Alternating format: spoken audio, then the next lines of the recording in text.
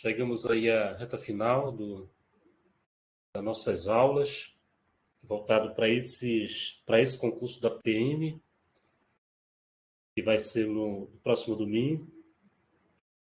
Eu trouxe aqui, nessa véspera de prova, um raio-x das questões de direito constitucional que já caíram nas provas da FCC realizadas aqui no Estado.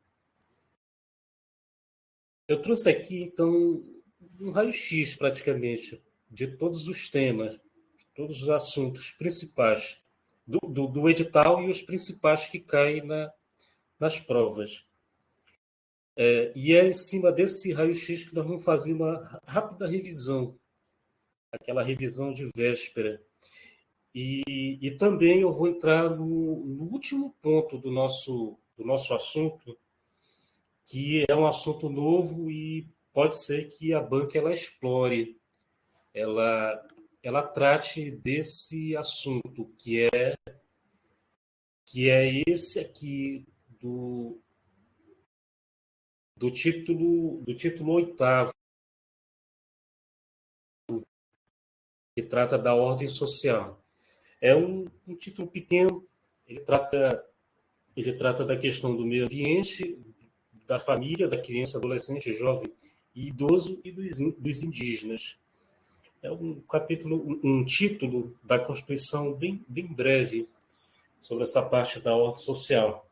E aí a gente pontua alguns tópicos aqui que pode ser que a banca ela explore. É um assunto totalmente novo nas provas de direito constitucional da FCC aqui no Estado. Então, vamos fazer uma revisão, primeiramente, fazer uma revisão em cima desse raio-x, e aí a gente explora esse último tópico que a gente não viu. Eu disponibilizei esse material aqui, eu creio que já está disponível para vocês. Eu recomendo fazer uma leitura rápida, essa leitura de véspera de prova. Três folhas apenas, e o está esquematizado, é uma leitura bem leve, bem rápida mesmo. Tá legal? Deixa eu verificar aqui que eu esqueci de puxar a parte de direitos fundamentais, que isso aqui despenca em prova de concurso, e o restante a gente vai de acordo com o raio-x. Aqui no nosso mapa, nós podemos ver que das 69 questões que a FCC ela aplicou, ela realizou parte de constitucional aqui no Estado desde 2017. Os concursos mais recentes, desde 2017 até 2022, até 2021, o último concurso foi do MP. Dessas 69 questões, a maioria das questões foram sobre direitos fundamentais, que no caso caiu aqui só sobre o artigo 5º. Caíram 11 questões, das 69, 11 só sobre o artigo 5º, aí incluindo mais direitos sociais de nacionalidade, direitos políticos e direito dos partidos políticos, caíram mais 4. Ou seja, no todo caíram 15 questões sobre direitos fundamentais. E é sobre esses assuntos que a gente vai começar a nossa revisão. No caso, teoria dos direitos fundamentais não caiu praticamente nada. Aliás, caiu uma questão só. Então, o peso maior ficou na parte realmente do artigo 5º, na letra da lei. E tem alguns assuntos aqui que recorrentemente eles caem na prova. Então, vou fazer a revisão em cima desses que nós selecionamos. Em primeiro lugar, o caput, a cabeça do artigo. É importantíssimo a gente saber que o artigo 5º, ele seleciona 5 direitos fundamentais que serão, digamos, as balizas, serão a base dos demais incisos, dos próximos incisos desse artigo 5º. Esses direitos são a vida, a liberdade, a igualdade, segurança e propriedade. Então, gravem bem. Vida, liberdade, igualdade, segurança e propriedade. A partir desses 5 direitos fundamentais que estão na cabeça do artigo 5º, é que se desenvolverão todos os demais direitos e garantias que estão nos 79 incisos do artigo 5º. Nos 79 incisos do artigo 5º. Então, nós temos 5 direitos que estão na cabeça: a vida, a liberdade, igualdade, segurança e propriedade. Qualquer questão que coloque outros direitos, essa questão ela está incorreta. O próximo inciso que é importante aqui no artigo 5º é o princípio da isonomia da igualdade, em que homens e mulheres são iguais em obrigações e direitos nos termos dessa Constituição. Ou seja, não há, do ponto de vista formal, do ponto de vista legal, não existe distinção, não existe discriminação entre homem e mulher, entre os cidadãos, entre os nacionais que fazem parte da nação brasileira, que fazem parte do Estado brasileiro. Só que aqui nós temos 2 noções de isonomia de igualdade. A primeira é a formal, a que é necessário dar tratamento igual aos que estão nas mesmas condições equivalentes, ou seja, aqueles que estão na mesma condição jurídica devem ser tratados como iguais. Essa é a igualdade ou a isonomia formal. Só que também tem a concepção material, que é aquela em que é necessário dar um tratamento desigual aos que estão em condições diversas, dentro das suas desigualdades. Ou seja, essas desigualdades, elas são desigualdades materiais, são desigualdades formais, são desigualdades reais, perdão, não é formal. Então, na igualdade material, devido a essas condições materiais, a essas condições reais, que são as condições históricas e as condições sociais, é possível que a Constituição e a lei deem um tratamento diferenciado. Gravem bem essa concepção de igualdade, é a material. É com base na concepção de igualdade material que a Constituição e a lei pode autorizar, por exemplo, o sistema de cotas, que pode ser aplicado, por exemplo, nos concursos ou nos vestibulares. É com base na igualdade material que é possível, por exemplo, dar um tratamento especial a pessoas com deficiências. Essas pessoas, elas têm uma condição material, ela tem uma condição real que exige dar a elas um tratamento diferenciado. Isso é feito com base nessa igualdade material. Outro ponto importantíssimo do artigo 5º é o princípio da legalidade. O princípio da legalidade ele também traz pontos muito importantes para a prova. Ninguém será obrigado a fazer ou deixar de fazer alguma coisa senão em virtude de lei.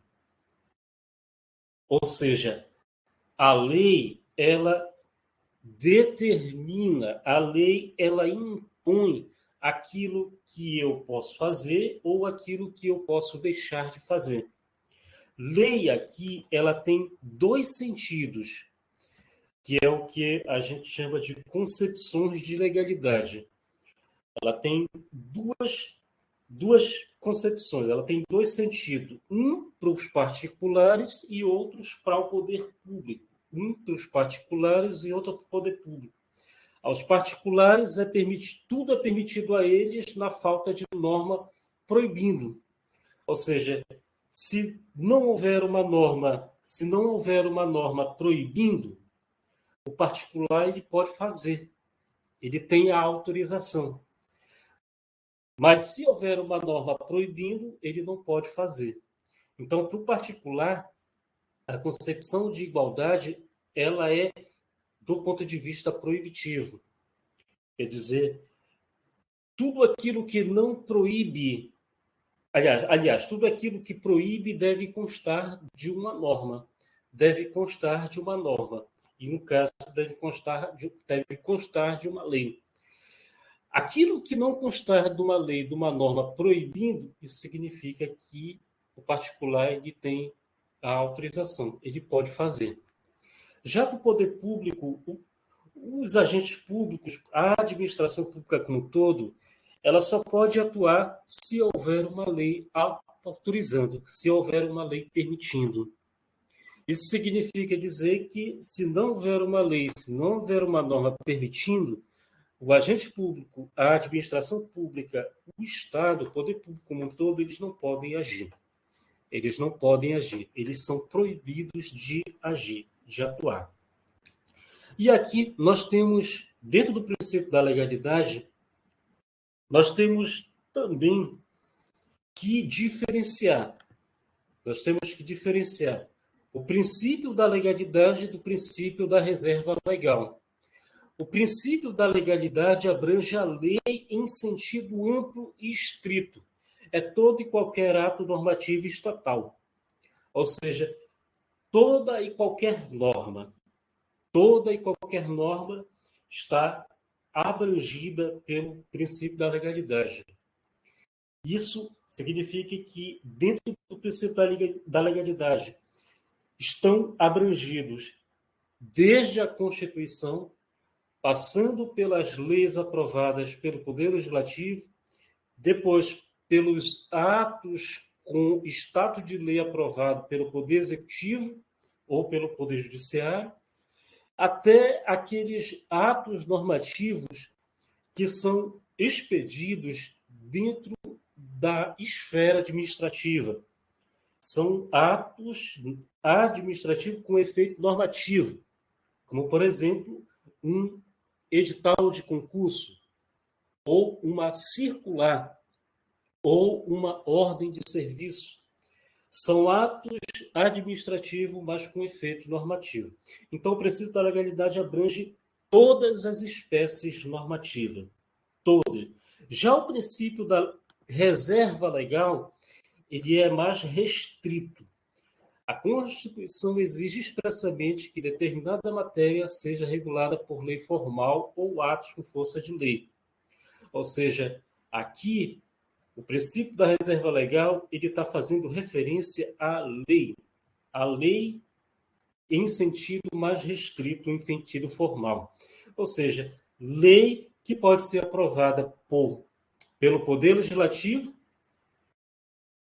ou atos normativos primários que podem ser aprovados pelo Poder Executivo e pelo Poder Judiciário. São chamados atos normativos primários. São atos que têm status de lei. Da mesma forma, possui status da lei aprovada pelo Poder Legislativo. Então, tome muito cuidado com relação a essas duas concepções a que se refere esse inciso segundo do artigo 5º. Ele se refere tanto ao princípio da legalidade quanto ao princípio da reserva legal. Outro ponto importante é sobre a escusa de consciência. A escusa de consciência. Ninguém será privado de direitos por motivo de crença religiosa ou de convicção filosófica ou política. Vejam bem, a regra é que ninguém será privado de direitos por motivo de crença religiosa ou de convicção filosófica e política.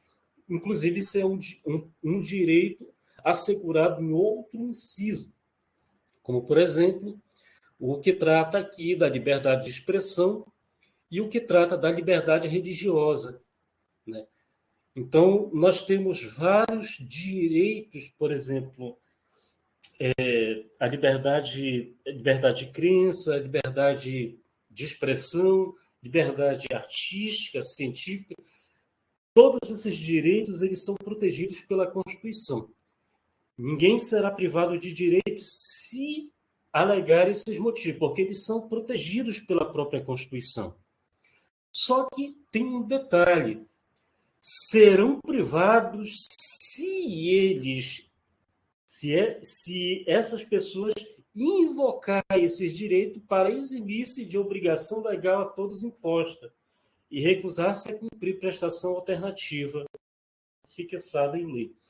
Então, a Constituição assegura que o cidadão ele tem o direito à liberdade de crença religiosa, convicção filosófica e política.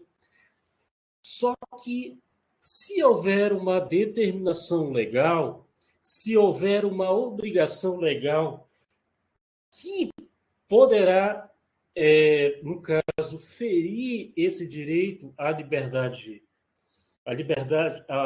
religiosa ou convicção filosófico-política, o cidadão ele pode se recusar a cumprir essa obrigação.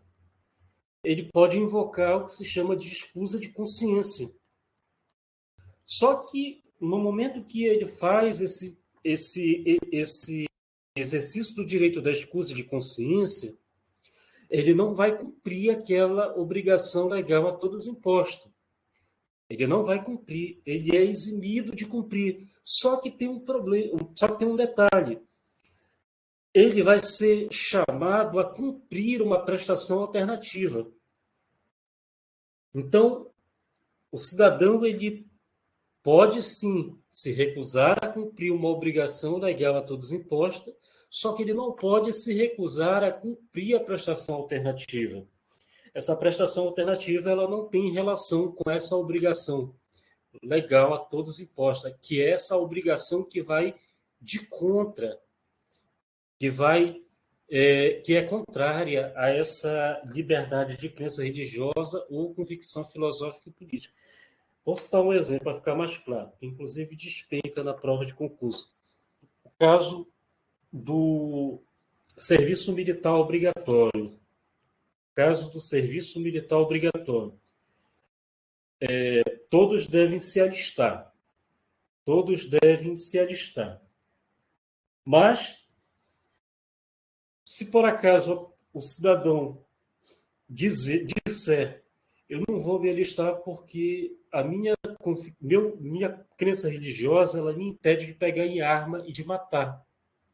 Eu posso exercer esse direito. É chamado escusa de consciência. Só que haverá uma prestação alternativa. Essa prestação alternativa ela não tem relação com o serviço militar. Não tem natureza militar. E eu devo cumprir. Eu devo cumprir. Se eu não cumprir, eu posso vir a ser privado de direitos por motivo de crença religiosa ou de convicção filosófica e política. Outro ponto importante também é o princípio da inviolabilidade domiciliar. A casa é asilo inviolável do indivíduo, ninguém podendo nela penetrar sem consentimento do morador, salvo em caso de flagrante delito ou desastre, ou para prestar socorro, ou durante o dia por determinação judicial. Então, nós temos aí uma regra que é a da inviolabilidade do domicílio. Ninguém pode entrar dentro da nossa casa, dentro daquilo que nós consideramos como casa, sem que haja o nosso consentimento. Só que a Constituição ela permite, em algumas situações, que haja a invasão do domicílio, que haja a violação do domicílio, que é, gravem bem essas hipóteses, flagrante delito, quer dizer, está havendo um cometimento de um crime, e está sendo praticado um crime flagrante, não é um crime que já ocorreu, é um crime que está acontecendo. Outro, desastre, pode ser o telhado caiu da casa, pode ser uma enchente. Prestar socorro, a hipótese mais ampla, pode ser uma situação de um AVC, o dono da casa está sofrendo um AVC, de repente ele manda uma mensagem no WhatsApp, e aí as pessoas podem abrir, né, a sua casa para prestar socorro, ou durante o dia, por determinação judicial, por uma ordem expedida pelo Poder Judiciário. Só que tem um detalhe aqui, apenas durante o dia. Apenas durante o dia. Um detalhe importante que não consta nesse inciso é o conceito de casa. E, às vezes, cai essa noção do que é casa aqui. E o conceito de casa ele é um conceito amplo, de acordo com a jurisprudência do Supremo Tribunal Federal. O conceito de casa aqui abrange qualquer compartimento habitado. Qualquer compartimento habitado.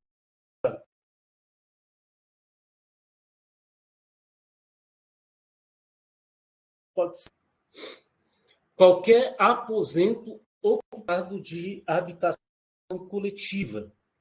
Esse aposento ocupado de habitação coletiva pode incluir também aqui, no caso, os quartos de hotel. Pode incluir as repúblicas de estudante nas faculdades, nas universidades. Também qualquer compartimento privado não aberto ao público onde alguém exerce profissão ou atividade pessoal.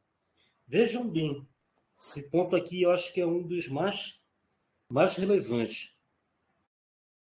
Até os escritórios, até as clínicas onde a pessoa exerce a sua profissão, desde que seja um compartimento privado, não aberto ao público, onde alguém exerce a sua profissão ali, ou atividade pessoal. Não é abrangido pelo conceito de casa.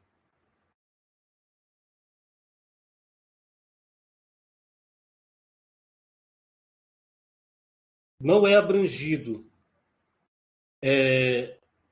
os bares e restaurantes. Os bares e restaurantes. Essa concepção de casa ela é bastante ampla, então temos que ficar bastante atento para o enunciado da questão. Abrange residência do indivíduo, escritórios profissionais, consultórios médicos e odontológicos, trailers, barcos e aposentos de habitação coletiva, no caso do hotel. E até as repúblicas de estudantes. Eu coloquei aqui, mas também abrange. Outro ponto que também despenca é sobre o direito de reunião. O direito de reunião. Todos podem reunir-se pacificamente, sem armas, em locais abertos ao público, independentemente de autorização, desde que não frustrem outra reunião anteriormente convocada para o mesmo local, sendo apenas exigido prévio aviso à autoridade competente. O que precisamos saber daqui? As características da reunião. quando a reunião ela preenche os requisitos da Constituição, os requisitos constitucionais. Bom, a reunião ela deve ter fins pacíficos e apresentar ausência de arma. Fins pacífico e sem armas. Deverá ser realizadas em locais abertos ao público. Esses locais abertos ao público pode ser uma praça, pode ser uma praia, pode ser uma rua, pode ser uma calçada, desde que seja aberto ao público. Se for um espaço fechado ao público, no caso aí é uma reunião particular. Uma reunião particular. E não entra aqui no caso do direito de reunião previsto no inciso 16 da Constituição. Se for em um espaço fechado, um espaço particular, não é direito de reunião. Né? Não há direito de reunião. Não poderá frustrar outra reunião convocada anteriormente para o mesmo local. Ou seja, se já houver uma outra reunião convocada anteriormente para o mesmo local, não é preenchido, nesse caso, o direito de reunião, porque aí está entrando em conflito com outra reunião previamente já agendada, já marcada. Fato é que, para não frustrar outra reunião anteriormente convocada, é necessário que haja o prévio aviso à autoridade competente. Olha só. A autoridade competente é aquela que é responsável pela segurança pública. É aquela que exerce o poder de polícia e é responsável pela segurança pública. Eles não autorizam a reunião. Tome muito cuidado com isso. Não há autorização para que a reunião seja realizada. O que exige é apenas o aviso prévio. É um aviso prévio, justamente para que os órgãos responsáveis pelo policiamento, pela segurança pública, eles possam acompanhar também, para que não fuja, né, aos seus fins pacífico e sem ausência de arma. Tá legal? Bom, essa primeira parte do artigo 5º é isso. Nós temos aí esses incisos que de vez em quando despenca na prova, só que tem também aqui alguns outros. Por exemplo, o princípio da irretroatividade da lei penal. Eles vão fazer também a prova, né, de direito penal. Vai cair também essa disciplina, e é um concurso voltado para a área militar. Vamos dar uma focada também nessa parte do direito penal, do direito processual. Nós temos aqui no artigo 5º o chamado princípio da irretroatividade da lei penal. Esse princípio ele diz o seguinte: não há crime sem lei anterior que o defina, nem pena sem prévia combinação legal. Para que uma conduta ela seja enquadrada como criminosa, para que aquela conduta ela seja vista como criminosa, é necessário que uma lei penal ela diga, ela defina. E essa lei penal ela não retroage para abarcar condutas anteriores à vigência dessa lei. Ou seja, a lei, quando ela cria uma conduta criminosa e quando ela culmina uma pena, ou quando ela aplica uma pena para essa conduta criminosa, ela faz, a partir do momento que ela entra em vigência, para frente. Ela não volta para trás. Né? É por isso que é chamado de irretroatividade da lei penal. Ou seja, por mais que uma conduta lá no passado ela seja considerada criminosa, essa conduta ela não vai ser abarcada por essa lei penal, porque essa lei penal ela vai começar a vigorar a partir do momento em que ela é publicada. Ou seja, ela não pode retroagir. Ela não pode voltar para trás. Pelo menos isso é a regra. Pelo menos isso é a regra que o princípio da retroatividade da lei penal ele prevê. Só que nós temos aqui na própria Constituição uma exceção à irretroatividade da lei penal. Prestem bem atenção, nós temos uma única exceção. A lei penal não retroagirá, essa é a regra, salvo para beneficiar o réu. Salvo para beneficiar o réu. Então, em regra, a lei penal, como ela é uma lei que pune, como ela é uma lei penal, uma lei que aplica uma sanção, e normalmente a pena no direito penal ela é considerada rigorosa. O direito penal ele é considerado, entre os ramos do direito, a última razão, a última ratio. Dizer, o direito penal ele entra na parada só quando os demais ramos do direito não conseguem resolver o problema, não conseguem resolver o conflito. Aí o direito penal ele entra, justamente porque é um direito agressivo. Ele é um direito agressivo. Então, a lei penal ela não retroage justamente por causa disso, porque seria maléfico, seria prejudicial aos cidadãos. Até porque, imagine, né?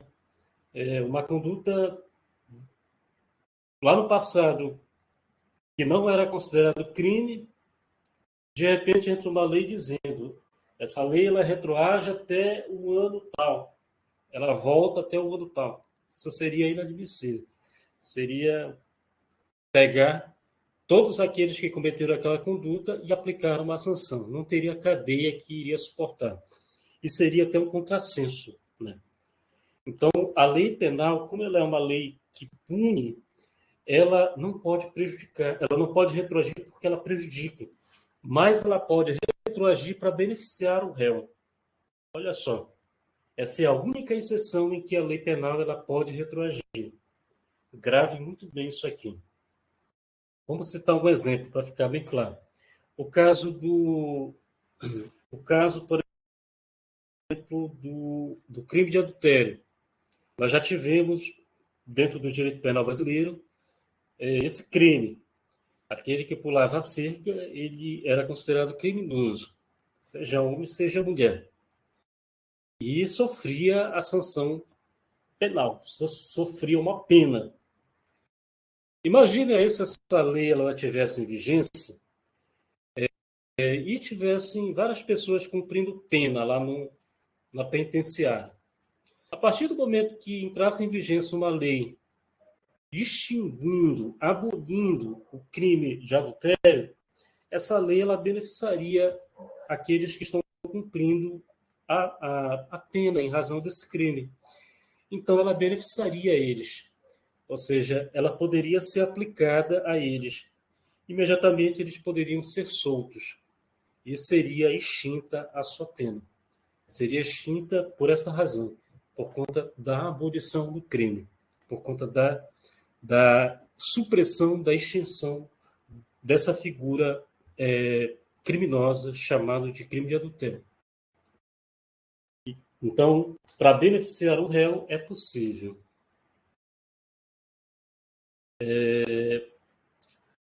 Outro ponto importante é sobre o princípio do devido processo legal. Ninguém será privado da liberdade ou de seus bens sem o devido processo legal. Ninguém será privado da liberdade ou de seus bens sem o devido processo legal. Vejo que na cabeça do artigo 5º, nós colocamos lá, nós destacamos quais seriam os direitos fundamentais protegidos por esse artigo 5º. E está lá a vida e a propriedade. a vida e a propriedade. Vejam, esses dois direitos, eles só podem... liberdade também. Vida, propriedade, liberdade. Tem outros dois, mas não estão diretamente ligados aqui com esse princípio. Então, vejam, para que uma pessoa tenha, por exemplo, a sua liberdade suprimida, para que tenha os seus bens restringidos ou até mesmo retirados, é necessário que haja um processo. É necessário que haja um processo. É o chamado devido processo legal. Esse processo legal, ele é chamado de processo legal porque ele obedece àquilo que está na lei. O devido processo legal, ele é previsto em lei. Ele é previsto em lei. Então, ali estão o passo a passo, ali estão todas as etapas pelas quais uma pessoa, um cidadão, ele passará diante da possibilidade de ter a sua liberdade, de ter os seus bens, de ter os seus direitos retirados ou suprimidos ou restringidos. Então, para que ele tenha, por exemplo, no caso aí da liberdade, né? A pessoa, vamos imaginar, ela cometeu um crime, para que ela sofra uma sanção penal, para que ela sofra uma pena criminal. E ele possa, por exemplo, ter a sua liberdade suprimida, deve passar por um processo criminal. Esse processo criminal ele é previsto no Código de Processo Penal. Imagine aí o caso também de uma pessoa que esteja sendo violada, por exemplo, no seu direito de propriedade. Imagina uma empresa ou uma loja, de repente ela resolve retirar algum objeto, uma propriedade de alguém. Para que seja feito isso, é necessário passar por todo um processo, que é o processo civil. Processo civil. Imagina um servidor sendo acusado um servidor público sendo acusado de praticar ilícitos funcionais. Para que ele venha, por exemplo, a ser demitido, é necessário passar por todo um processo administrativo. Todo um processo administrativo. E esse processo, ele segue todo um rito, que, inclusive, ele dá a esse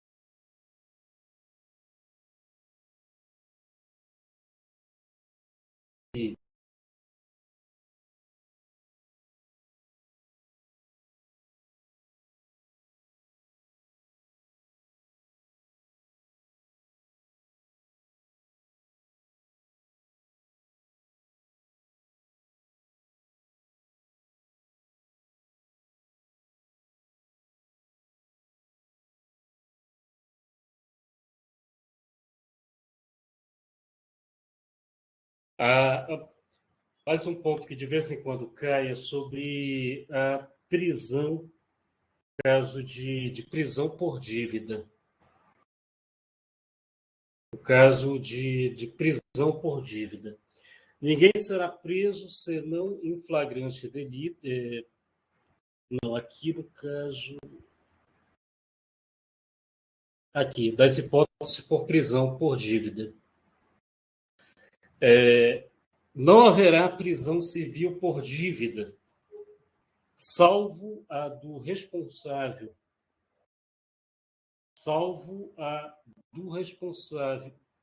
pelo inadimplemento voluntário e inexcusável de obrigação alimentícia e a do depositário infiel. A Constituição, ela, ela traz essas duas hipóteses de prisão civil por dívida. Essas duas hipóteses de prisão civil por dívida. O inadimplemento voluntário e inexcusável de obrigação alimentícia e a do depositário infiel. A regra geral é que não haverá prisão civil por dívida. Só que nós temos essas duas exceções. A do devedor de pensão alimentícias e a do depositário infiel. A do devedor de pensão alimentícia, ele deve deixar de pagar porque quer, é o chamado inadimplemento voluntário, e sem justificativa plausível. Ou seja, é o inadimplemento inexcusável. É aquele que não tem nenhuma justificativa para que deixe de pagar. É aquele que tem emprego fixo, aquele que tem salário, tem renda, e ele deveria prover os seus dependentes. Ele tem o dever de prover. E, nesse caso, ele faz de forma voluntária e inexcusável, ou seja, de forma injustificável. No caso do depositário infiel, o entendimento atual do Supremo Tribunal Federal é de que a única prisão civil por dívida admitida no ordenamento jurídico brasileiro é a resultante do inadimplemento voluntário e inexcusável de obrigação alimentícia. Vejam bem, de acordo com a Constituição, nós temos duas exceções à não prisão civil por dívida. É importante que, se a questão ela fizer referência à Constituição Federal e ela mencionar essas duas hipóteses, vocês podem marcar. Podem marcar. Tem duas hipóteses.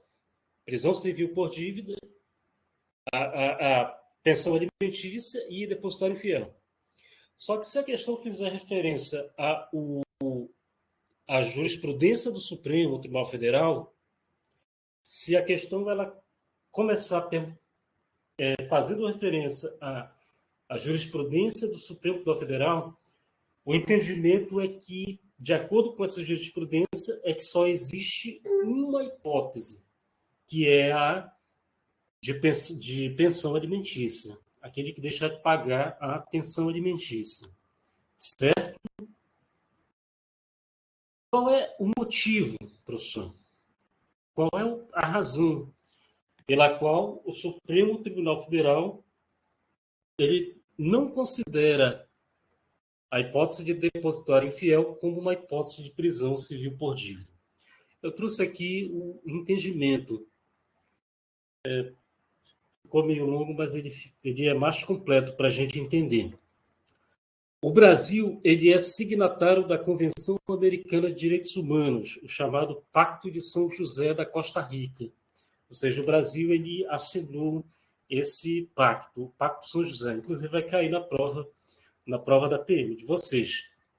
Que somente permite a prisão civil por não pagamento de obrigação alimentícia. Olha só.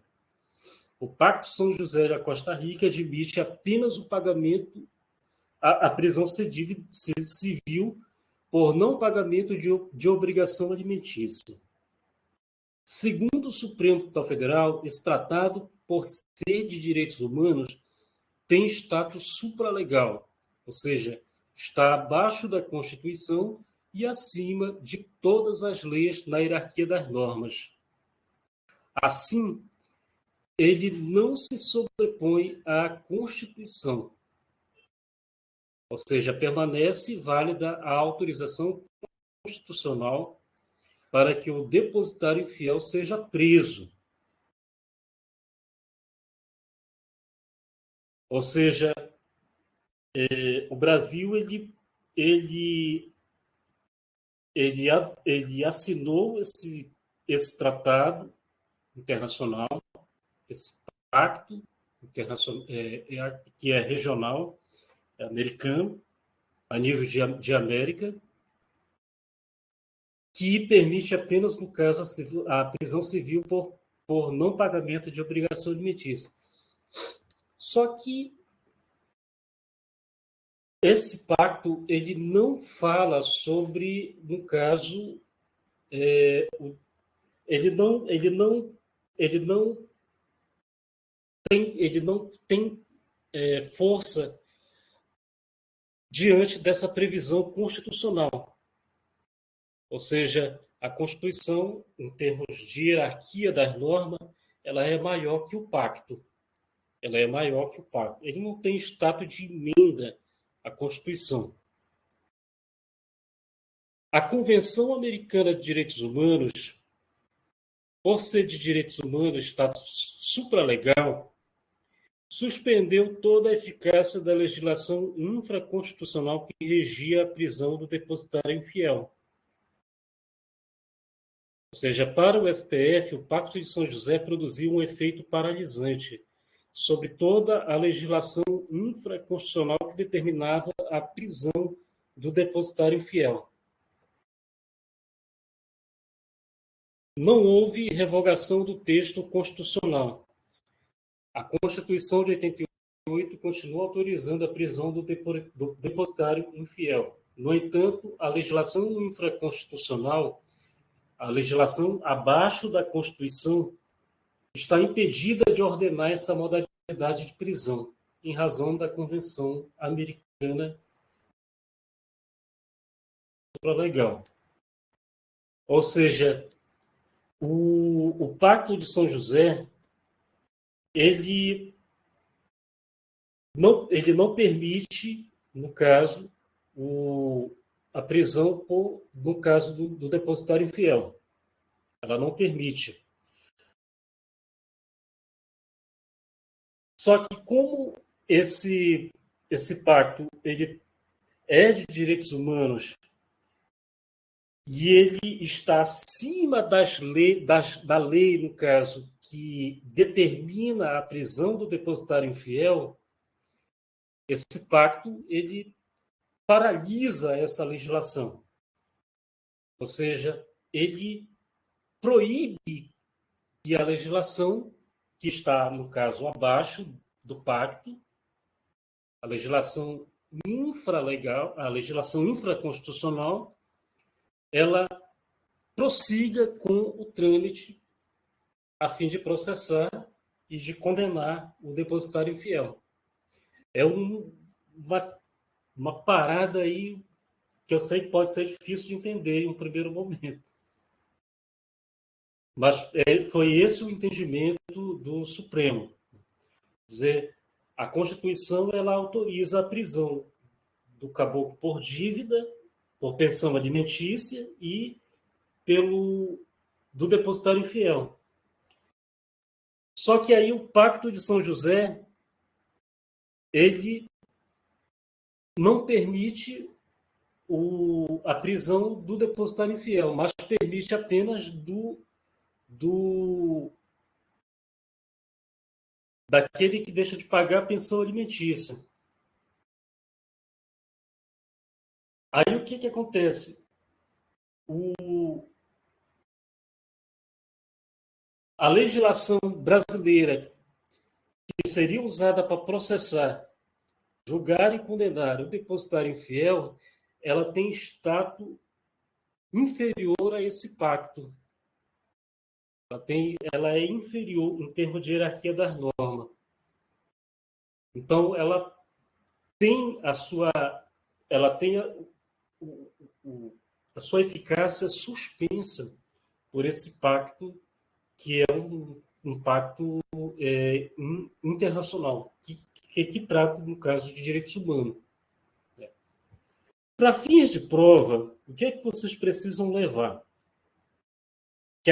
Se a questão de prova ela perguntar de acordo com a Constituição, é possível a prisão por dívida em razão de pensão alimentícia e em razão daquele que deixa de pagar a sua dívida, do depositário infiel? Se a questão fizer referência a somente a Constituição, pode marcar que ela está correta. Se a questão fizer referência à jurisprudência do Supremo, aí vão marcar apenas a pensão alimentícia. Porque no caso do depositário infiel, não existe essa hipótese de prisão por dívida. Tá legal? É uma parada meia maluca dentro aí do direito. Mas acontece isso. Tá legal? Bom, olhando aqui para o nosso raio-x, nós temos ainda aqui na parte de direitos políticos. Atentem para essa questão dos direitos políticos, que às vezes cai questão direito político e direito de nacionalidade. Aqui a gente vai trazer alguns pontos sobre essa questão do direito político.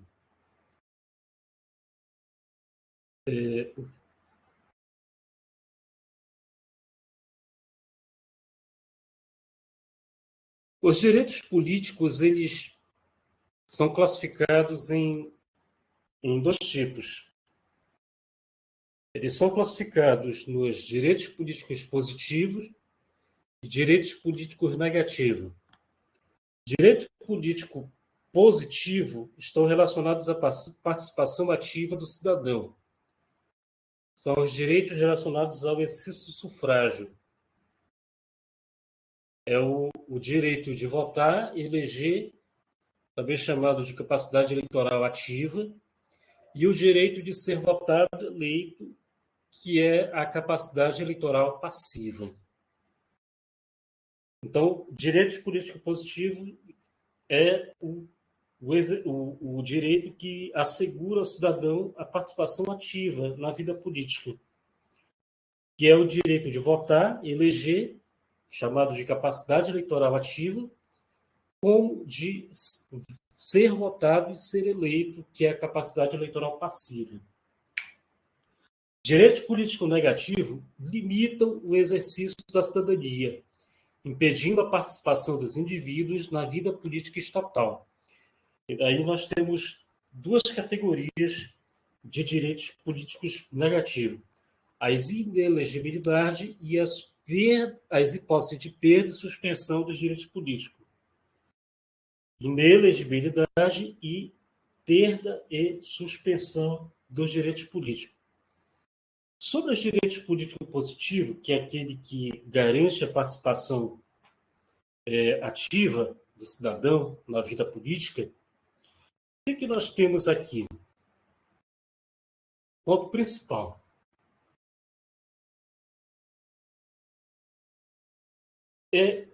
Esses direitos eles asseguram duas capacidades ao cidadão, que é a capacidade eleitoral ativa e a passiva.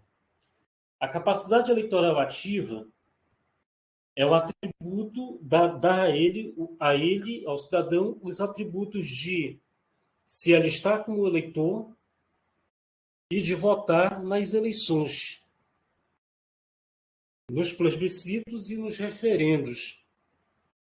A capacidade eleitoral passiva, ela dá ao eleitor, ao cidadão, o direito de ser votado e de ser eleito para um cargo político.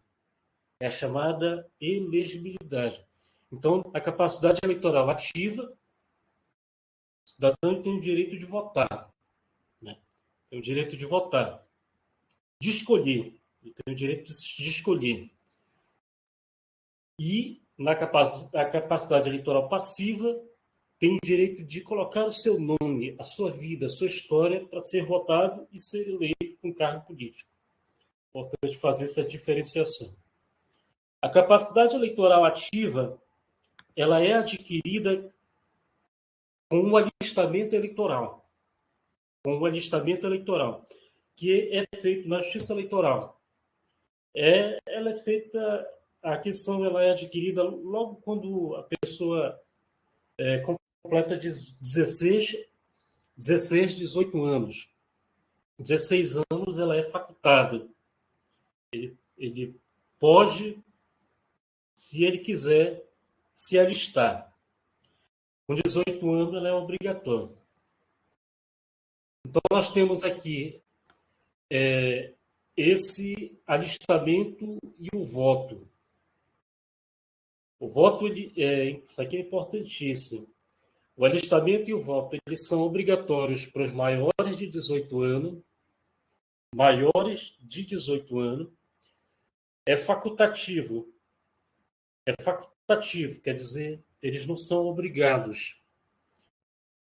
Os analfabetos, os maiores de 70 anos e os maiores de 16 e menores de 18 anos.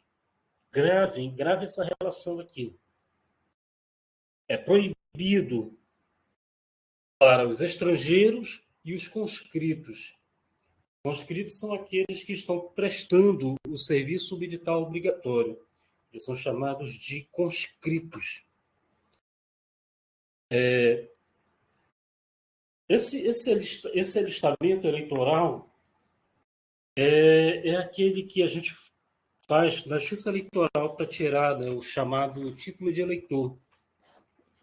A maioria de nós fizemos isso quando completamos 16 anos, que é quando começa o alistamento e o voto, o direito, né, ao alistamento e o voto, com 16 anos. Começa como facultativo. Com 18 anos se torna obrigatório. 18 anos é obrigatório. Quem não for, corre até o risco de perder os seus direitos políticos. E é importantíssimo que a gente saiba as condições para ser um eleitor. Para ser um eleitor. É obrigatório a partir de 18, facultativo analfabeto, maior de 70, maior de 16 e menor de 18. E é proibido aos estrangeiros e conscritos. A capacidade eleitoral passiva, que é o direito de ser votado e ser eleito, é aquele que concorre a um cargo político. É necessário cumprir apenas esses requisitos para que possa colocar o seu nome à disposição. É preciso ter a nacionalidade brasileira, seja brasileiro nato ou naturalizado. É preciso estar no pleno exercício dos direitos políticos, o alistamento eleitoral. Vejam que o alistamento eleitoral ele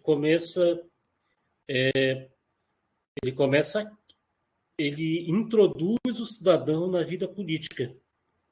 Vejam que primeiro começa com 16 anos, começa de forma facultativa o alistamento eleitoral.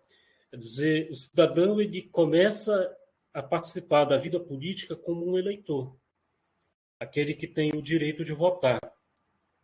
Então, o alistamento eleitoral ele é uma pré-condição para que o cidadão ele possa exercer a capacidade eleitoral passiva. É necessário também o domicílio eleitoral na circunscrição do cargo político. Esse domicílio eleitoral ele é diferente do domicílio civil, então muito cuidado. O domicílio eleitoral é aquele onde o cidadão ele exerce os seus direitos políticos, onde ele exerce seus direitos políticos, onde ele vota e onde ele é votado. É onde ele fez o registro da alistabilidade e também da elegibilidade. Quer dizer, para ele poder ser eleito, ele precisa ter o domicílio eleitoral naquele lugar, que pode ser o município, o estado, onde ele vai exercer o cargo político. Por exemplo, se for concorrer a um cargo de vereador, ele precisa ter domicílio eleitoral naquele município onde ele vai concorrer ao cargo de vereador. Quer dizer, se ele tiver domicílio eleitoral em outro município, ele não preenche o requisito. Se for, por exemplo, concorrer a um cargo de deputado estadual, precisa ter domicílio eleitoral naquele estado onde ele vai exercer o cargo, vai concorrer ao cargo de deputado estadual. Se tiver domicílio eleitoral em outro estado, não vai preencher o requisito. Outro requisito é filiação partidária. Filiação partidária quer dizer ser filiado a um partido político. Obrigatoriamente, no Brasil, o sistema de eleição ele exige a filiação partidária. É necessário ser filiado a um partido político. E, por último, é necessário que cumpra também o requisito da idade mínima. E, dependendo do cargo, essa idade mínima ela pode variar, desde os 18 anos até 35 anos de idade. 18 anos, que é quando a pessoa começa a vida política, a capacidade eleitoral ativa, é passiva. Vejam que com 18 anos, o cidadão ele pode se candidatar a vereador, ele pode se candidatar e se eleger vereador. Com 21 anos, deputado federal, estadual ou distrital, prefeito, vice-prefeito e juiz de paz. 30 anos, governador e vice-governador de estado e do Distrito Federal. E 35 anos, presidente e vice-presidente da República e senador.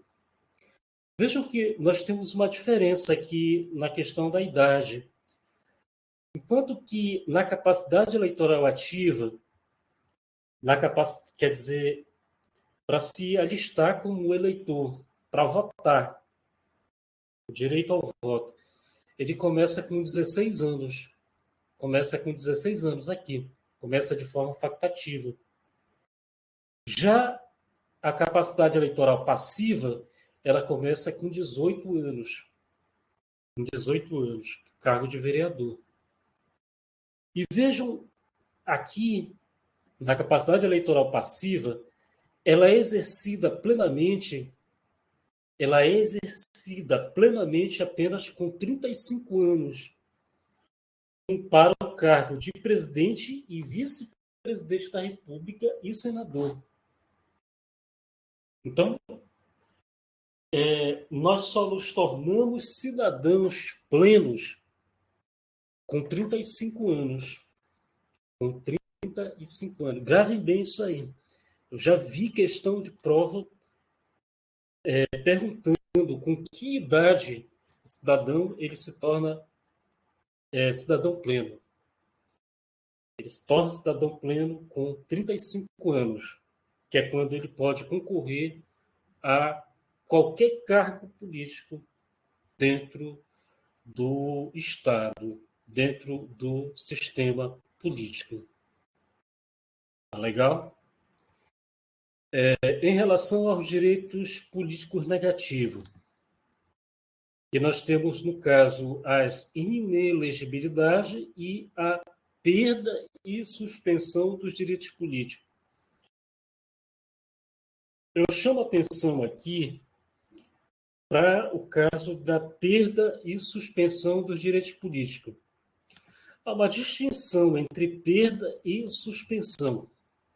A perda ela é um prazo indeterminado e a reaquisição não é automática após a cessação da causa.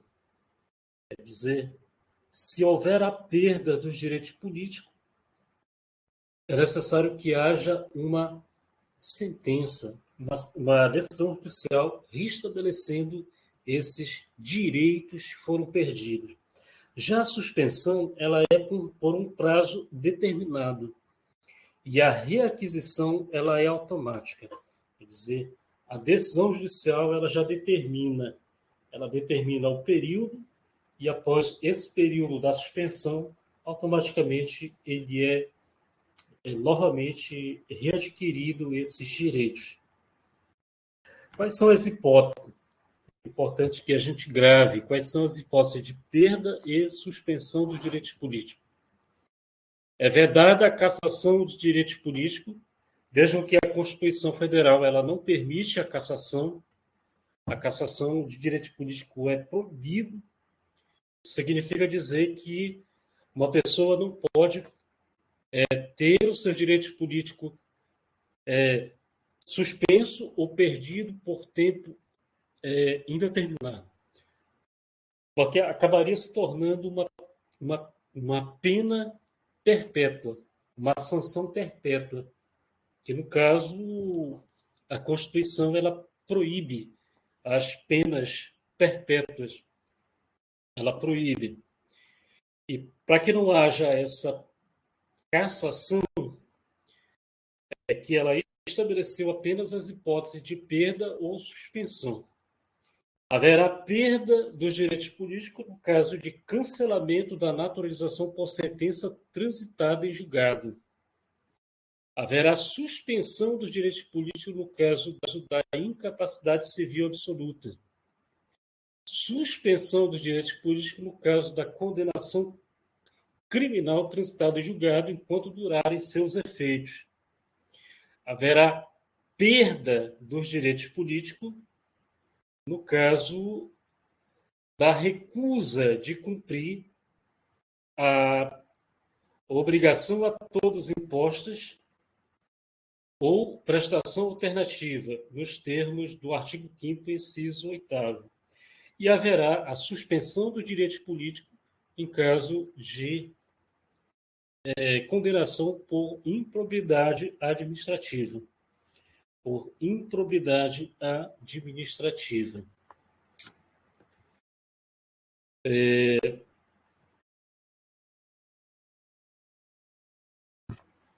que é que nós temos mais aqui no nosso raio-x?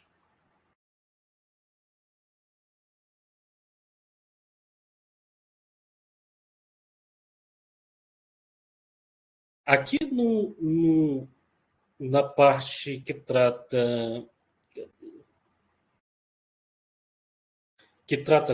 do Poder Judiciário, caíram duas questões sobre os tribunais e juízes dos estados. Eu vou trazer aqui essa.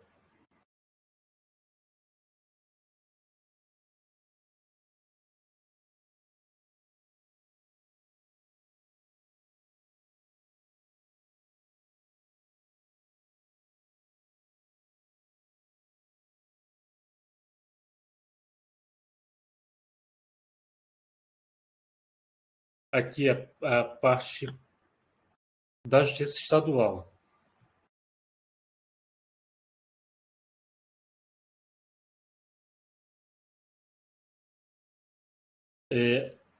Na aula passada eu já falei da Justiça Militar, falei na aula passada, e eu vou pontuar aqui, no caso, sobre a Justiça Estadual.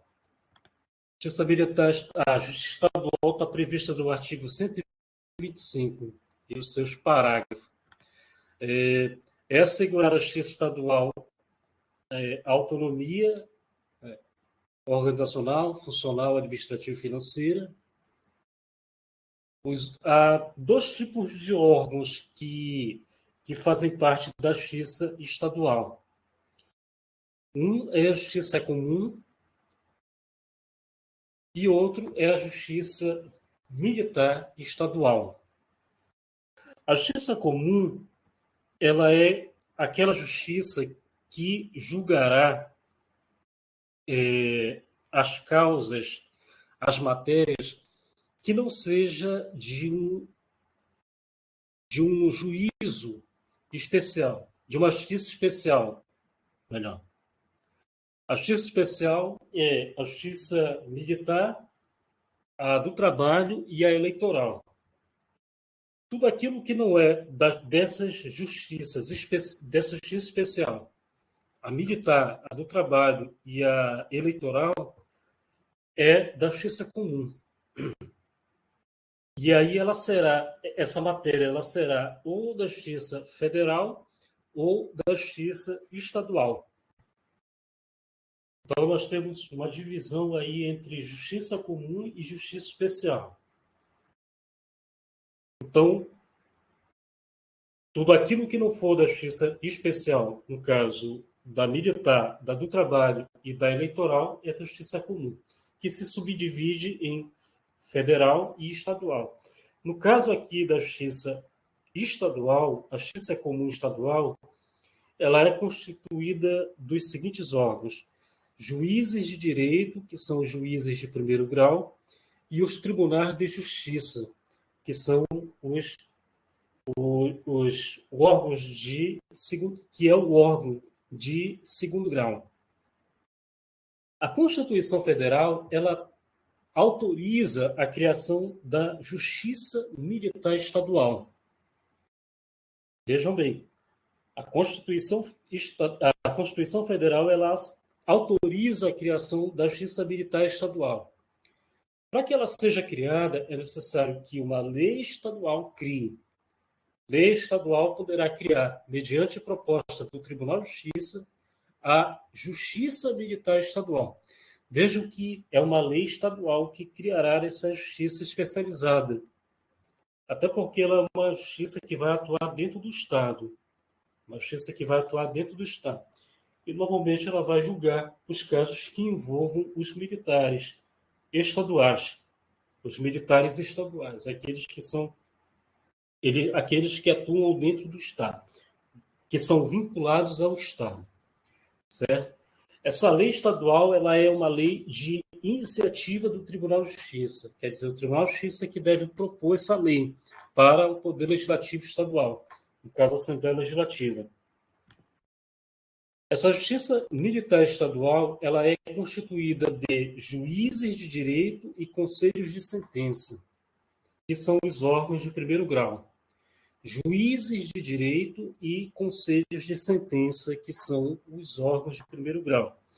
E também ela é constituída de órgãos de segundo grau, que pode ser o próprio Tribunal de Justiça, ou por Tribunal de Justiça Militar, nos estados em que o efetivo militar seja superior a 20 mil integrantes. Tomem muito cuidado com relação a isso aqui.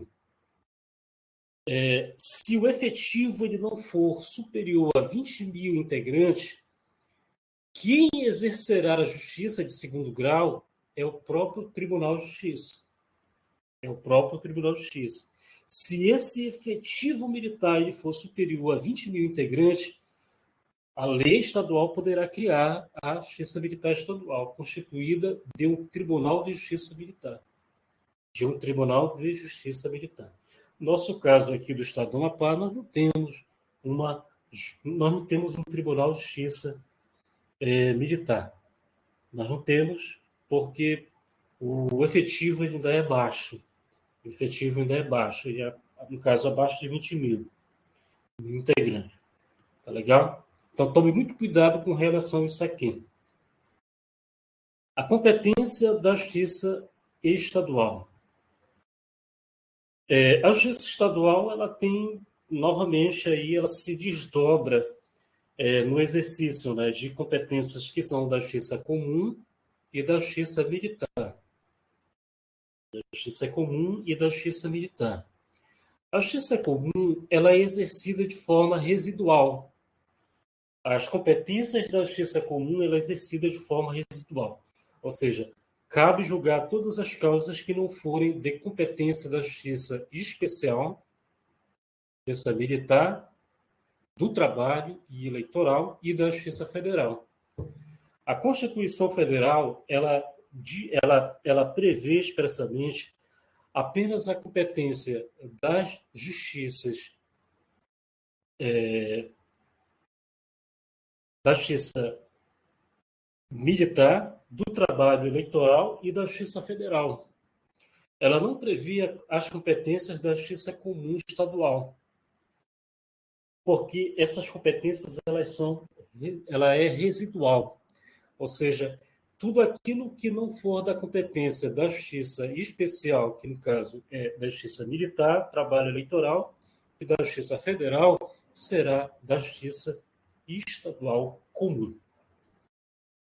A Justiça Militar Estadual também ela é exercida.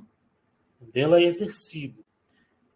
E ela é exercida tanto pelo próprio Tribunal de Justiça, aliás, no primeiro grau, ela é exercida tanto pelos direitos, Conselho de Sentença, ou pelo próprio Tribunal de Justiça ou Tribunal de Justiça Militar, criado dentro dos estados com efetivo superior a 20 mil integrantes.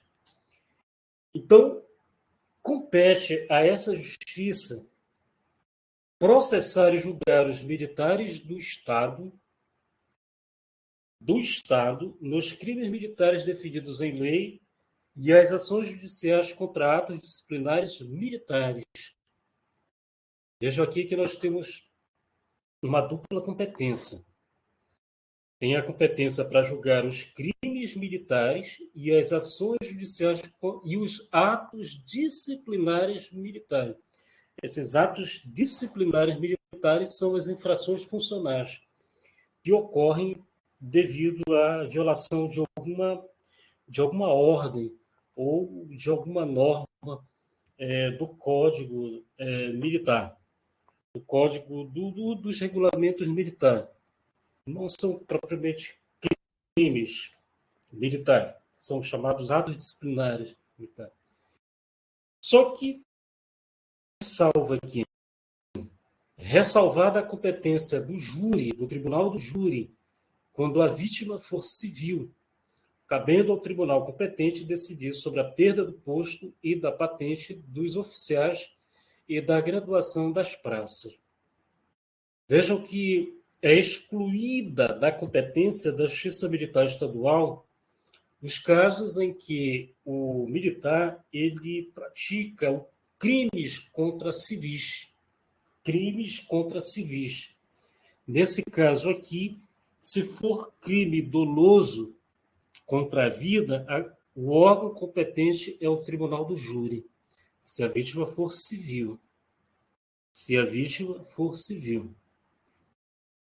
Compete aos juízes de direitos do juízo militar processar e julgar singularmente os crimes militares cometidos contra civis e as ações judiciais contra atos disciplinares militares, cabendo ao Conselho de Justiça, sob a presidência do juiz de direito, processar e julgar os demais crimes militares. Aqui nós temos basicamente matérias de natureza militar, de cunho militar. Inclusive os crimes militares cometidos contra civis. Esses crimes militares são crimes previstos creio que no Código Penal Militar, e que são crimes contra civis. Nesse caso, a competência é da própria Justiça Militar Estadual. Não confundam crimes militares contra civis com esse caso aqui, da ressalva do Tribunal do Júri, quando a vítima for civil. Aqui não envolve crimes militares. Aqui não envolve crimes militares. São crimes comuns. A diferença é que ele é cometido por um militar. Ele é cometido por um militar. Nesse caso, quando a vítima ela é civil, a competência é do Tribunal do Júri e não da Justiça Militar Estadual.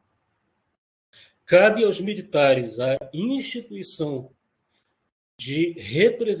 cabe aos estados a instituição de representação de inconstitucionalidade de leis ou atos normativos estaduais ou municipais em face da Constituição Estadual, vedada a atribuição da legitimação para agir a um único órgão. É o caso do controle de constitucionalidade. Cabe ao Estado fazer o controle de constitucionalidade das leis e dos atos normativos estaduais ou municipais em face da Constituição Estadual. Quer dizer, o próprio Estado, ele pode criar, no caso aí, as ações de inconstitucionalidade para impugnar leis ou atos normativos tanto estaduais quanto municipais, que violem a Constituição estadual. Que violem a Constituição estadual. Toda lei, todo ato normativo estadual ou municipal que viole a Constituição estadual, ele é passível de ser impugnado através de ações diretas de inconstitucionalidade, que no caso aqui é a representação de inconstitucionalidade. E, por último, a competência expressamente prevista na Constituição Federal, nós temos aqui a competência da Justiça Estadual para dirimir conflitos fundiários. O Tribunal de Justiça proporá a criação de varas especializadas com competência exclusiva para questões agrárias, sempre que necessário, a eficiente prestação jurisdicional, o juiz far-se-á presente no local do litígio. Quer dizer, o Tribunal de Justiça ele pode criar varas especializadas em questões agrárias.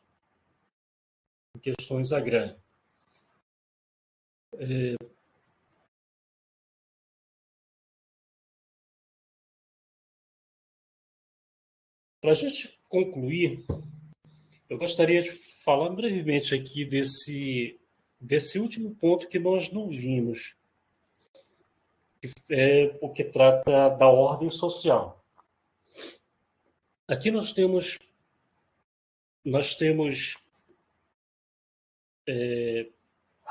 assuntos: o direito ao meio ambiente, a proteção à família, criança, adolescente, jovem, idoso e os direitos dos indígenas.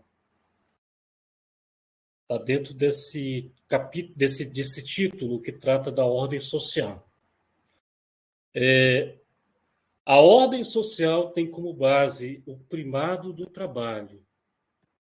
Vejam que esse é o fundamento da ordem social. A ordem social as estruturas, são os órgãos, são as instituições que constituem a sociedade. E vejam que essa sociedade ela deve sempre primar pelo trabalho. Ela deve sempre colocar como valor mais importante o trabalho. Porque o trabalho ele garante salário, o trabalho ele garante a produção, o trabalho ele garante a construção de riqueza e etc. Vejam que aqui, inclusive, está em sintonia com os fundamentos da República. Os fundamentos da República, que nós temos lá no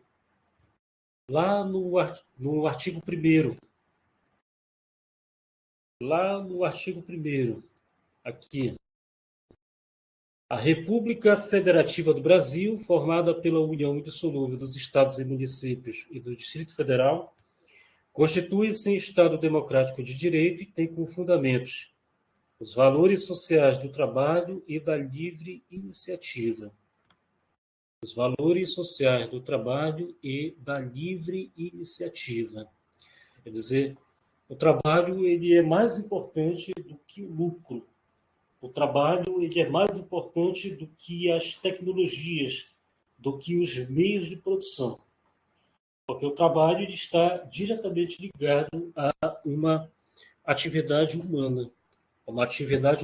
Quem exerce trabalho é apenas humano. As máquinas, as tecnologias, as ferramentas, elas auxiliam, mas o principal aqui é o ser humano. Inclusive, é até um fundamento da República, a dignidade da pessoa humana. Então, vejam que a ordem social ela é fundada, ela tem como fundamento o primado do trabalho e tem como objetivo o bem-estar e a justiça social. Vejam que tudo isso aqui são princípios constitucionais.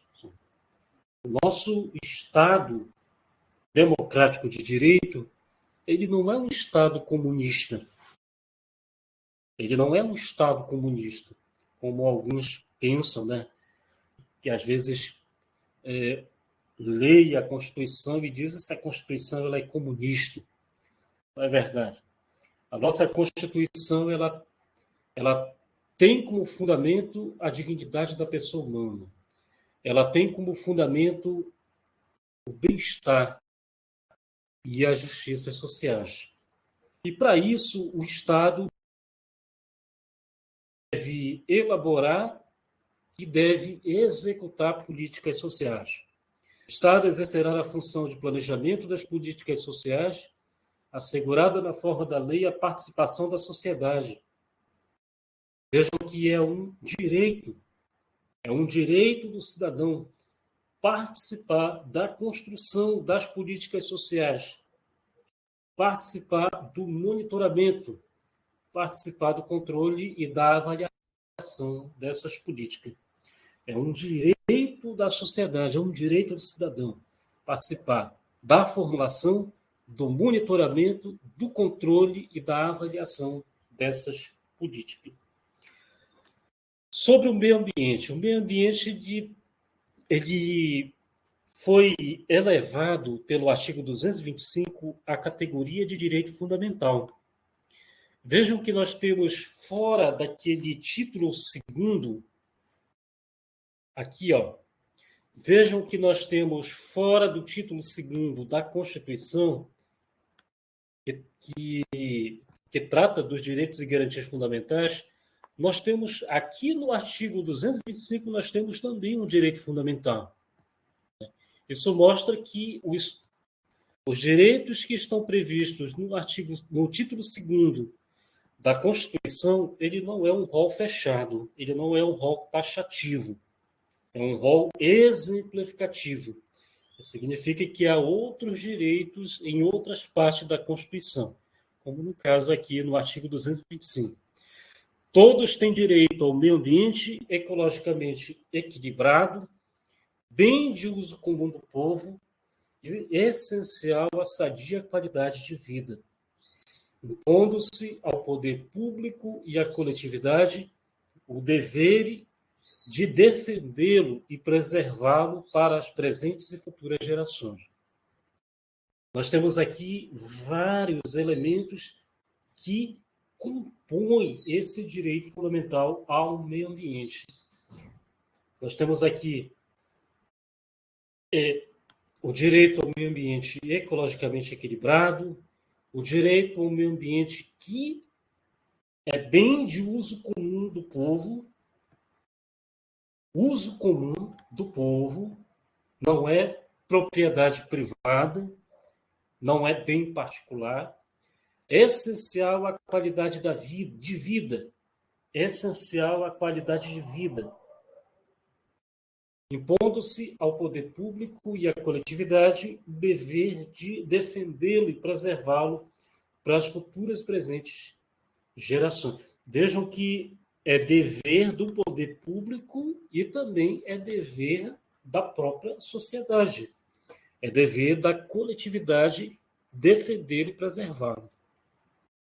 Para isso, o poder público ele deve adotar essas medidas. Para assegurar a efetividade desse direito, incumbe ao poder público preservar e restaurar os processos ecológicos essenciais e prover o manejo ecológico das espécies e ecossistema, preservar a diversidade e a integridade do patrimônio genético do país e fiscalizar as entidades dedicadas à pesquisa e manipulação do patrimônio genético, definir em todas as unidades da federação espaços territoriais e seus componentes a serem essencialmente protegidos, sendo a alteração e a supressão permitidas somente através de lei, vedada qualquer utilização que comprometa a integridade dos atributos que justifiquem sua proteção.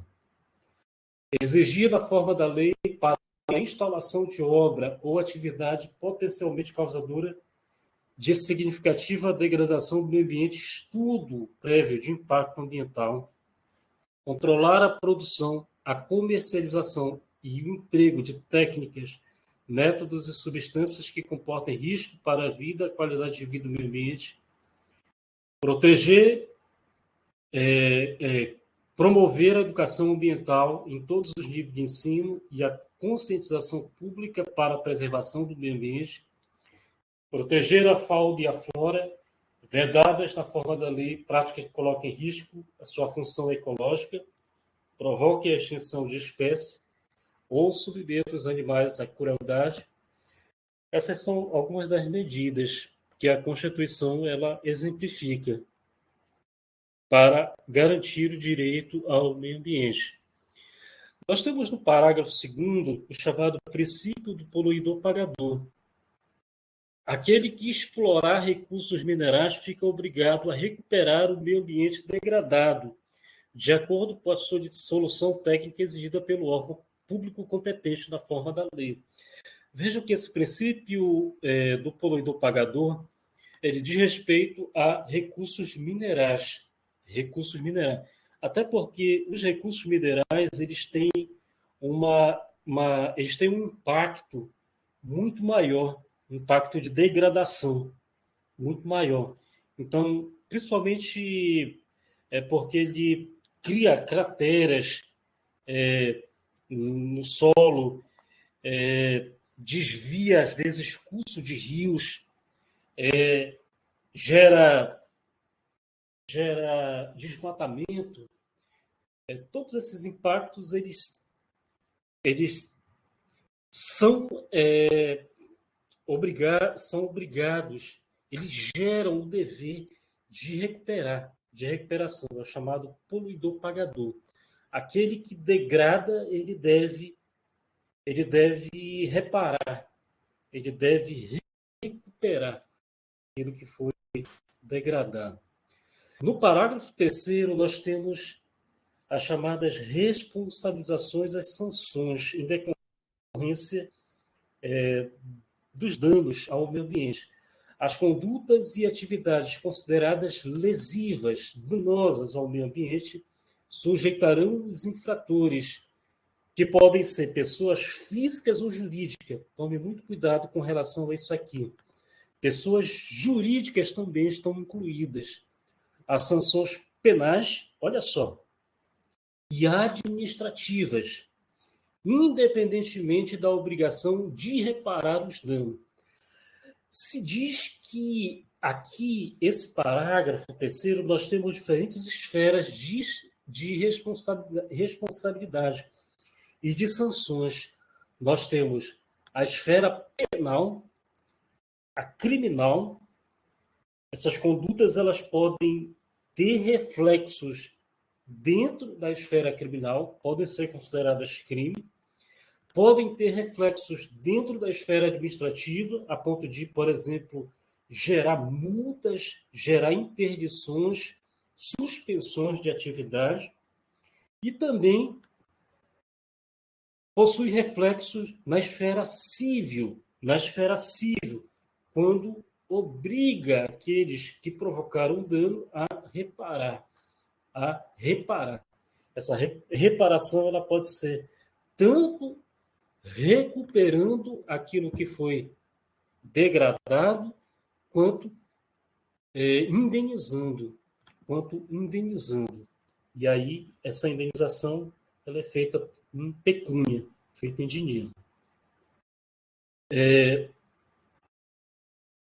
O parágrafo 4º prevê que a floresta amazônica brasileira, gravem bem isso aqui, a Mata Atlântica, a Serra do Mar, o Mato Grosso, o Pantanal Mato-Grossense e a zona costeira são patrimônio nacional.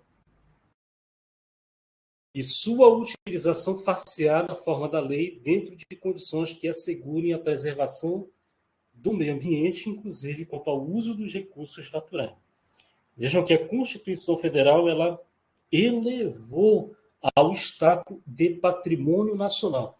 A floresta amazônica, a Mata Atlântica, a Serra do Mar, o Pantanal e a zona costeira. São 5 regiões que são consideradas patrimônio nacional de acordo com a Constituição Federal. Outro ponto para a gente concluir é a chamada PEC da vaquejada.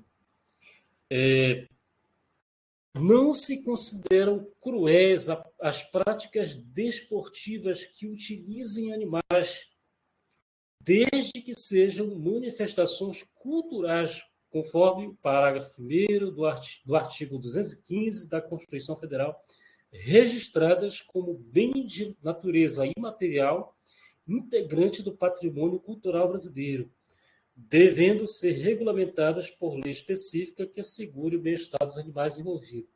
Essa PEC ela foi incluída em 2017. Ela foi incluída na Constituição Federal. Em 2017, e ficou conhecida como PEC da vaquejada. O que aconteceu na época? O Supremo Tribunal Federal, com base nesse parágrafo, nesse inciso 7º do parágrafo 1º desse artigo aqui,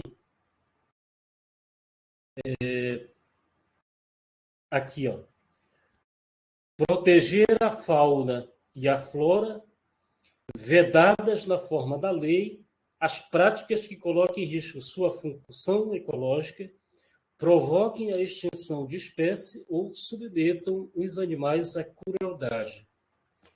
Essa última parte aqui. Por conta dessa proibição de submeter os animais à crueldade, o Supremo Tribunal Federal ele proibiu a vaquejada no Brasil e quaisquer outras manifestações culturais que utilizem animais como desporto, ou seja, como diversão. E aí foi o que aconteceu. A bancada ruralista no Congresso Nacional se movimentaram para derrubar essa decisão do Supremo Tribunal Federal. E a única forma de derrubar essa decisão seria aprovando uma PEC, porque ela iria ser incluída na própria Constituição. Olha só. E eles aprovaram essa PEC, que ficou conhecida como PEC da vaquejada, em que se colocam alguns elementos que retira o caráter de crueldade sobre esses animais, a ponto deles colocarem aqui: não se consideram cruéis as práticas desportivas que utilizem animais, desde que sejam, olha só, manifestações culturais, bens de natureza imaterial, integrante de patrimônio cultural brasileiro, devendo ser regulamentadas por lei específica que assegurem o bem-estar dos animais envolvidos. Aí pronto, já não foi mais considerado como crueldade, porque é parte do patrimônio cultural brasileiro. O que nós sabemos que pode até ser, né? Mas a prática ela ainda continua assim, sendo, né, possuindo, né, características de crueldade. Isso não retira, do ponto de vista da reprovação social ou da reprovação moral. Bom, estamos concluindo.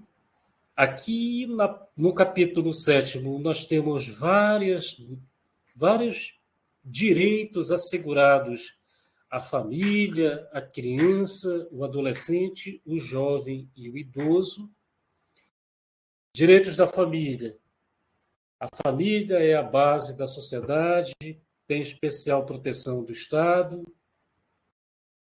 O casamento é civil e gratuita a celebração.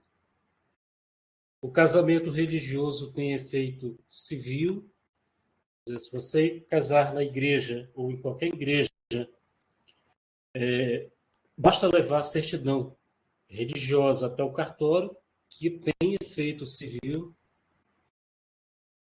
é considerado válido. Também a Constituição ela protege a chamada união estável. Para efeito de proteção do Estado, é reconhecida a união estável entre homem e mulher como entidade familiar, devendo a lei facilitar sua conversão em casamento. Quer dizer, a Constituição ela reconhece o casamento, mas também reconhece a união estável. Ou seja, ela equivale, né, a união estável a uma família. Também é reconhecido o direito da família monoparental, entende-se também como entidade familiar a comunidade formada por qualquer dos pais e seus descendentes. É aquela família em que existe apenas um pai, o pai ou a mãe, e não os dois, é chamada família monoparental. A Constituição também assegura a igualdade de direitos e deveres entre marido e esposa.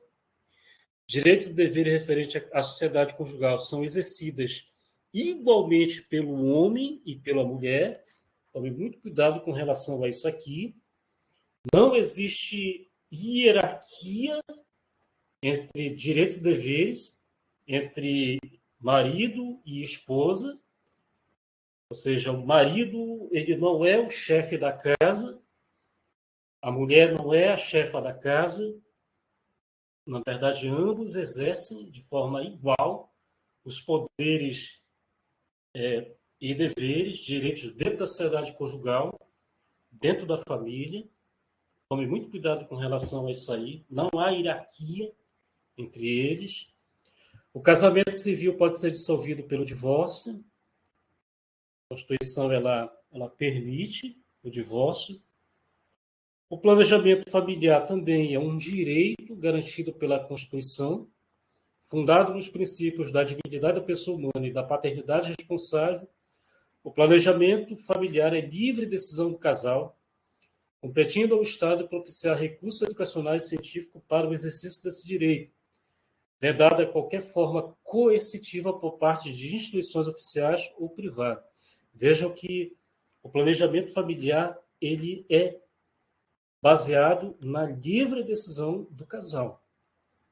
Livre decisão do casal. Quer dizer, tanto o Estado, as instituições oficiais, quanto as privadas, como, por exemplo, empresas, associações, eles não podem interferir nessa livre decisão do casal com relação ao planejamento familiar. Às vezes a gente ouve falar de casos de empresas, por exemplo, que só contratam mulheres que não queiram ter filhos. Mulheres que não queiram ter filho. Quando a empresa sabe que a mulher quer ter filho, não contrata. Não contrata porque sabe que a mulher demora muito, ela vai engravidar e vai passar 6 meses ausente do trabalho e recebendo. Isso fere o direito à família. No caso, o direito ao planejamento familiar, que é livre decisão do casal, né? Vedada qualquer forma coercitiva, ou seja, impositiva por parte de instituições oficiais ou privadas. Assim como também pode ocorrer ao contrário, né? Empresas, por exemplo, entidades, como por exemplo igrejas, que podem querer forçar o casal a ter filho, ou a ter vários filhos. Vejam que a Constituição aqui fala que é vedada qualquer forma coercitiva por parte de instituições oficiais e privadas. Aqui pode incluir também igrejas. Igrejas que coagem os seus fiéis a terem uma penca de filhos. Isso viola princípio do planejamento familiar, o direito ao planejamento familiar. A assistência à família também é um direito. O Estado assegurará assistência à família na pessoa de cada um dos que a integram, criando um mecanismo para coibir violência no âmbito de suas relações. Direitos da criança, do adolescente e do jovem. É dever da família, da sociedade e do Estado assegurar à criança, ao adolescente e ao jovem, com absoluta prioridade, o direito à vida, à saúde, à alimentação, educação, lazer, profissionalização, à cultura, dignidade, respeito, liberdade, convivência familiar e comunitária, além de colocá-los a salvo de toda forma de negligência, discriminação, exploração, violência, crueldade e exploração. Nós sabemos que as crianças e os adolescentes possuem absoluta prioridade em relação aos direitos fundamentais, a esses direitos aqui. Um ponto que às vezes não é muito destacado é em relação aos jovens. Tome muito cuidado em relação a isso aqui. A absoluta prioridade em relação a esses direitos fundamentais é estendido à criança, adolescente e à jovem. Criança de 0 ano até os 12 anos incompleto, adolescente de 12 anos, de 13 anos até os 17 anos. No caso, os jovens, parece-me que o Estatuto da Juventude parece que ele não define uma idade. Eu não tô bem lembrado. Mas é provavelmente aquele que está fora da faixa etária de adolescente. Isso é a partir de 18 anos. Dos 18 até, acho aproximadamente os 30 anos, é considerado jovem. Eu não tenho bem certeza do critério cronológico lá do Estatuto da Juventude. Mas tome muito cuidado em relação a essa prioridade de atendimento, a essa prioridade de assegurar os direitos fundamentais. Uma absoluta prioridade. Se estende a criança, adolescente e jovem. Jovem. Certo? Olha, o Estado promoverá programas de assistência integral à saúde da criança, adolescente e jovem. Admitida a participação de entidades não governamentais mediante políticas específicas. Mediante políticas específicas.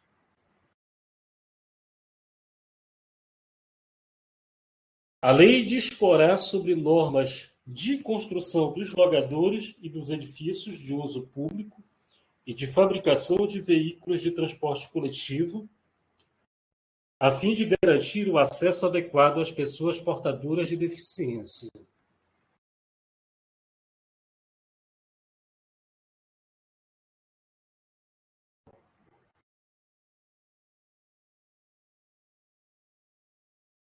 Bom, a gente não vai conseguir explorar todos os pontos desse título que trata da ordem social. Aqui nós temos o caso da maioridade penal. Isso aqui é importante para quem vão fazer concurso na área militar, na carreira militar. São penalmente inimputáveis os menores de 18 anos, sujeitos a normas de legislação especial. Inimputáveis são aqueles que não cometem crimes, aqueles que não praticam crimes. Eles são chamados de inimputáveis. São considerados inimputáveis todos aqueles que têm menos de 18 anos. Menos de 18 anos. Completou 18 anos, atingiu a maioridade penal. E, nesse caso, poderá ser processado e condenado na esfera criminal. na esfera penal. Enquanto não atingir 18 anos, esses menores, eles cometem o que se chama de infração penal. Eles não cometem crimes. E eles não se submetem ao Código Penal e nem ao Código de Processo Penal. Eles não são submetidos ao Código Penal e nem ao Código de Processo Penal. Mas eles se sujeitam a essa chamada normas da legislação especial. Essa norma da legislação especial é o Estatuto da Criança e do Adolescente. É o Estatuto da Criança e do Adolescente. É o ECA. O ECA. Olha, os pais têm o dever de assistir, criar e educar os filhos menores, e os filhos maiores têm o dever de ajudar e amparar os pais na velhice, carência ou enfermidade. Olha só, chamados deveres de pais e filhos. Tome muito cuidado com relação a isso aqui. Se o filho é menor, os pais têm todos esses direitos: assistir, criar e educar. E se os filhos forem maiores, e os pais estiverem na velhice, na carência ou na enfermidade, os filhos eles têm o dever de ajudar e amparar os pais. Tome muito cuidado em relação a isso aqui. Vejam que não é apenas na velhice, mas também em estado de carência e de enfermidade.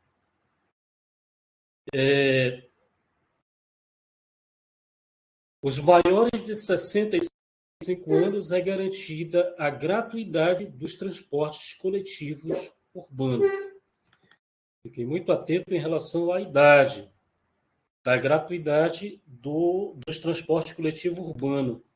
65 anos é garantido o direito ao acesso gratuito aos transportes coletivos urbanos. Bom, eu peço que vocês deem uma lida com calma. Dá para ler rapidinho esse título? Leiam principalmente as partes que a gente pulou. Aqui, por exemplo, o capítulo que trata dos índios, dos indígenas. Dê uma lida com calma, isso pode cair na prova de vocês. Tá legal? Bom, eu peço desculpa aí pela demora, mas a gente precisava recapitular alguns pontos aí que a gente acha importante para a prova no domingo. A gente espera que isso que nós vimos ao longo dessas semanas aí possa ter sido importante, de certa forma possa cair na prova no domingo. Aquilo que nós vimos aqui durante todo esse tempo foi com base nesse raio-x das questões. Eu fiz questão de fazer o levantamento de todas as questões que a FCC ela fez no Estado.